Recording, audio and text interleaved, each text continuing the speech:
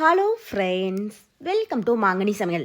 இன்றைக்கி நம்ம மாங்கனி சமையலில் ரொம்பவே டேஸ்டியான சுரக்காய் கடையல் எப்படி பண்ணுறதுன்னு தான் பார்க்க போகிறோம். ஸோ இது குக்கரில் ஒரு 10 நிமிஷத்தில் ரொம்பவே ஈஸியாக செஞ்சு முடிச்சிடலாம்.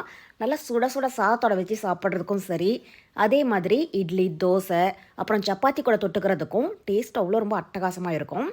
ஸோ கண்டிப்பாக நீங்கள் ட்ரை பண்ணி பாருங்கள். சரி வாங்க, இப்போ இந்த சுரக்காய் கடையல் எப்படி பண்ணுறதுன்னு பார்க்கலாம். இப்போ முதல்ல இந்த சுரக்காய் கடையல் பண்ணுறதுக்கு ஒரு குக்கரில் 2 டேபிள் ஸ்பூன் எண்ணெய் விட்டு சூடுபடுத்திக்கோங்க. இப்போ எண்ணெய் காஞ்சதும் இதில் 1/2 டீஸ்பூன் கடுகு உளுத்தம் பருப்பு சேர்த்துடலாம். கடுகு பொரிஞ்சதும் இதில் 1/4 டீஸ்பூன் சீரகம், கூடவே கொஞ்சமாக கருவேப்பிலை சேர்த்துக்கோங்க. இப்போ கருவேப்பிலை பொரிஞ்சதும் இதில் 2 காஞ்ச மிளகாய் கிள்ளி வச்சுருக்கேன், அதை உள்ள சேர்த்துடலாம். கூடவே பெரிய சைஸில் ஒரு பெரிய வெங்காயம் கட் பண்ணி சேர்த்துக்கோங்க. அப்புறம் ஒரு 5-6 பல் பூண்டு கட் பண்ணி சேர்த்துட்டு, இப்போ இந்த வெங்காயம் லைட்டாக கண்ணாடி மாதிரி ஆகிற அளவுக்கு வதக்கிக்கோங்க. ஸோ நான் பெரிய சைஸில் ஒரு பெரிய வெங்காயம் சேர்த்துருக்கேன். இதுவே சின்னதாக இருந்துச்சுன்னா நீங்கள் 2 அளவுக்கு சேர்த்துக்கோங்க. பெரிய வெங்காயத்துக்கு பதில் நம்ம சின்ன வெங்காயம் கூட சேர்த்து செய்யலாம். ஒருவேளை நீங்கள் சின்ன வெங்காயம் சேர்க்குற மாதிரி இருந்துச்சுன்னா ஒரு 20 வெங்காயம் சேர்த்துக்கோங்க.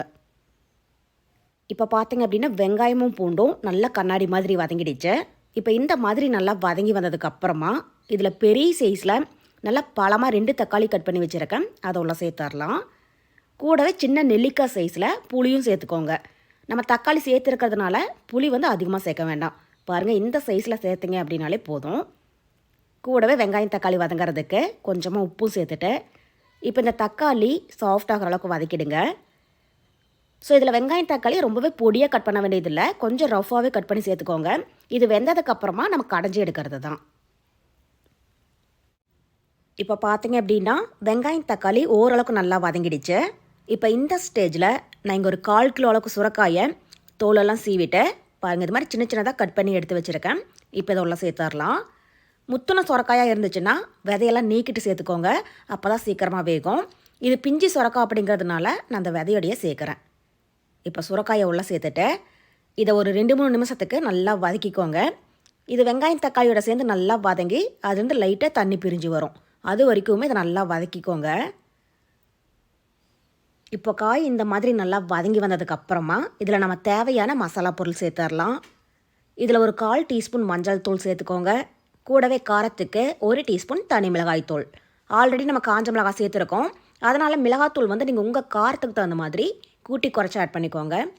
இப்போ இது கூடவே 1 டீஸ்பூன் மல்லித்தூள், அப்புறம் ஒரு 1/4 டீஸ்பூன் பெருங்காயத்தூள் சேர்த்துட்டு, இப்போ இந்த மசாலாவுடைய பச்சை வாசனை போகிற வரைக்கும் இதை நல்லா வதக்கிக்கோங்க. இப்போ பார்த்தீங்க அப்படின்னா மசாலாவுடைய பச்சை வாசனை போக நல்லா வதங்கி எண்ணெயுமே லைட்டாக பிரிஞ்சு வருது. இப்போ இந்த ஸ்டேஜில் இந்த கடையலுக்கு தேவையான அளவை தண்ணி சேர்த்துடலாம். சேர்த்துட்டு இப்போ ஒரு டைம் நல்லா கலந்து விடுங்க. இப்போ இதில் தண்ணி பார்த்தீங்க அப்படின்னா ரொம்பவே அதிகமாக சேர்க்க வேண்டியதில்லை, காய் நல்லா மூழ்கிற அளவுக்கு சேர்த்திங்க அப்படின்னாலே போதும். ஏன்னா கடையில் கொஞ்சம் திக்காக இருந்துச்சுன்னா தான் சாதத்தோடு வச்சு சாப்பிட்றதுக்கு நல்லாயிருக்கும். இப்போ இதை நல்லா கலந்து விட்டுட்டு இப்போ இந்த ஸ்டேஜில் நீங்கள் உப்பு காரம் செக் பண்ணி பாருங்கள். உங்களுக்கு ஏதாவது பத்தலை அப்படின்னாலும் இதில் நீங்கள் தேவையான அளவை ஆட் பண்ணிக்கோங்க. இப்போ உப்பு குறைவாக இருக்குது, நான் கொஞ்சமாக உப்பு சேர்க்குறேன். சேர்த்துட்டு இப்போ இந்த டைம் லைட்டாக கலந்து விட்டுட்டு நம்ம குக்கரோடைய மூடி போட்டு மூடி வச்சிடலாம். இது மீடியம் ஹீட்டில் 3 விசில் இருக்கட்டும். 3 விசில் ப்ரெஷர் ஃபுல்லாக ரிலீஸ் ஆனதுக்கப்புறமா எப்படி இருக்குன்னு பார்க்கலாம். இப்போ பார்த்தீங்க அப்படின்னா குக்கர் 3 விசில் ப்ரெஷர் ஃபுல்லாக ரிலீஸ் ஆகிடுச்சு. மூடி ஓப்பன் பண்ணி பார்க்கலாம். இப்போ சுரக்காய் நல்லா சாஃப்டாக வெந்து வந்திருக்கு. நம்ம சேர்த்த தண்ணிக்கும் இது வெந்து வரதுக்கும் அளவு சரியாக இருக்குது. ஒருவேளை உங்களுக்கு தண்ணி ரொம்பவே அதிகமாக இருக்கிற மாதிரி இருந்துச்சுன்னா அதை தனியாக வடித்து எடுத்து வச்சுட்டு அதுக்கப்புறமா கடைஞ்சிக்கோங்க. கடைசியாக நம்ம அந்த தண்ணியை சேர்த்துடலாம். இப்போ ஒரு மத்து இல்லைன்னா இது மாதிரி மேசர் வச்சு இதை லைட்டாக மசிச்சு விட்டுக்கோங்க. ரொம்பவே மையாக மசிச்சிடக்கூடாது, கொஞ்சம் லைட்டாக அங்கங்கே காய் இருக்கிற மாதிரி கடைஞ்சி விட்டுக்கோங்க. அப்போ தான் டேஸ்ட் நல்லாயிருக்கும். இப்போ பார்த்தீங்க அப்படின்னா சுரக்காய் கடையல் தயாராகிடுச்சு. உங்களுக்கு பார்க்கும்போதே தெரியுதில்ல, இந்தளவுக்கு லைட்டாக மசிச்சு விட்டுக்கோங்க. இப்போ நீங்கள் தண்ணி வடித்து வச்சுருந்தீங்க அப்படின்னா அதை இந்த ஸ்டேஜில் சேர்த்துட்டு ஒரு டைம் லைட்டாக கலந்து விட்டுட்டு திரும்பவும் ஸ்டவ் ஆன் பண்ணி ஒரு 2 நிமிஷம் மட்டும் இதை லைட்டாக கொதிக்க விடுங்க. இப்போ இது மாதிரி லைட்டாக கொதி ஓரளவுக்கு திக்கானதுக்கப்புறமா கடைசியாக வாசனைக்காக பொடி பொடியாக கட் பண்ணின கொஞ்சம் மல்லியலை தூவி விட்டுட்டு இப்போ இந்த டைம் லைட்டாக கலந்து விட்டுட்டு நாம் ஸ்டவ் ஆஃப் பண்ணிடலாம். இப்போ இந்த சுரக்காய் கடையல் பார்த்தீங்க அப்படின்னா ரொம்பவே தண்ணியாக இருக்கக்கூடாது. பாருங்கள், இந்தளவுக்கு கொஞ்சம் திக்காக வச்சுக்கோங்க. அப்போ தான் நம்ம சாதத்தோட வச்சு சாப்பிட்றதுக்கும் சரி, அதே மாதிரி இட்லி தோசை கூட தொட்டுக்கிறதுக்கும் இது கரெக்டாக இருக்கும். அவ்வளோதான். இப்போ நம்ம சுரக்காய் கடையல் ரொம்ப ரொம்ப சூப்பராக தயாராகிடுச்சு. ஸோ கண்டிப்பாக நீங்களும் இதே மெத்தடில் வீட்டில் செஞ்சு பாருங்கள். செஞ்சு பார்த்துட்டு டேஸ்ட்டு எப்படி இருந்துச்சுன்னு மறக்காமல் கமெண்ட் பாக்ஸில் சொல்லுங்கள். என்னுடைய இந்த ரெசிபி வீடியோ உங்களுக்கு பிடிச்சிருந்தா லைக் பண்ணுங்கள். உங்கள் ஃப்ரெண்ட்ஸ் அண்ட் ரிலேட்டிவ்ஸ் கூட நிறைய ஷேர் பண்ணுங்கள்.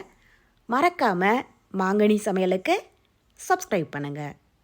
நன்றி.